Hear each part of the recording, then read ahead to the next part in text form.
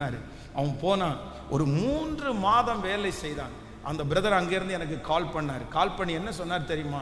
Pastor, ஒன்று செய்யுங்க, ஒன்று இந்த பையனை அங்கே வர சொல்லிருங்க. வேண்டாம், அவன் இல்லைன்னா ஒன்று பண்ணுங்க, அவங்க அம்மாட்ட ஃபோன் பண்ணுறத நிப்பாட்ட சொல்லுங்க பாஸ்டர் அப்படின்னு சொல்றாரு.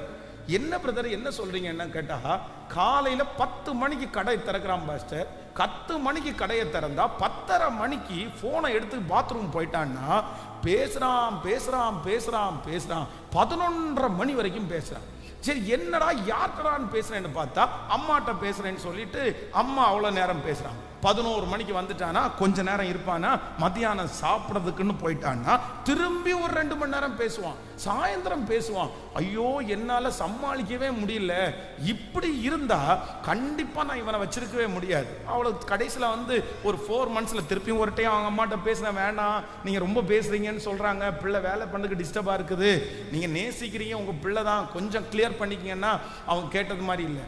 4வது மாசத்துல அந்த பிள்ளை திருப்பி அனுப்பிவிடப்பட்டு இன்னைக்கு வரைக்கும் அவனுக்கு வேலை எதுவுமே செட் ஆகாம ஊதாரித்தனமா சுத்தி ஃப்ரெண்ட்ஸோட சுத்தி திருச்சபைக்கு கூட வராத அளவிற்கு அவனுடைய வாழ்க்கை பார்த்தீங்கன்னா பின்னாடியே போயிருச்சு. இது யாருக்கு எடுத்தது தெரியுமா? யாருக்கு எடுத்து? நான் தப்பா சொல்லலை, நான் யாரையுமே வருத்தப்படுத்தலை. வேதம் சொல்லுது, அன்னாளுக்கு வந்து தவம் இருந்து கிடைச்ச பிள்ளை தான் யாரு? கேட்கல?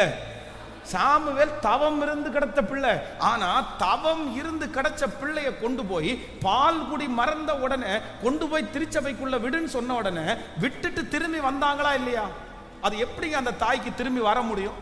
அவ்வளவு நாள் கிடைக்காம கிடைச்ச பிள்ளைய கொண்டு போய் பால்குடி மறந்த உடனே ஒரு சர்ச்சில் கொண்டு போய் விட்டுட்டு வருஷத்துக்கு ஒரு டைம் தான் அந்த பிள்ளைய பார்க்க முடியும்னு ஒரு சூழ்நிலையில எந்த தாய் ஒத்துக்க முடியும்? ஆனா அந்த தாய் ஒத்துக்கிட்டாங்க. அந்த தாய் அப்படி சாக்ரிஃபைஸ் பண்ணினதுனால தான் வேதம் சொல்லுது, தான் முதல் பெயர்சாபா வரைக்கும் சாமுவேல் ஒரு பெரிய தீர்க்கதரிசியாக மாற்றப்பட்டான். உங்க பிள்ளை சாதிக்கணுமா? உங்க பிள்ளை பெரிய லட்சியம் அடையணுமா? உங்க பிள்ளை உயர்ந்திருக்கணுமா? ஒரு தாய் தன்னுடைய பாசத்தை அடக்கி வச்சுதான் ஆகணும். தன்னுடைய தாய் தன்னுடைய விருப்பத்தை அடக்கி வச்சுதான் ஆகணும். எனக்கு வந்து இப்ப பிள்ளை என் கூட பேசணுமா இல்லையான்னு கேட்கறத விட என் பிள்ளை நல்லா இருக்கணுமா, உயரணுமா? நீங்க வந்து உங்க பிள்ளைய பேசாம இருக்காதீங்க.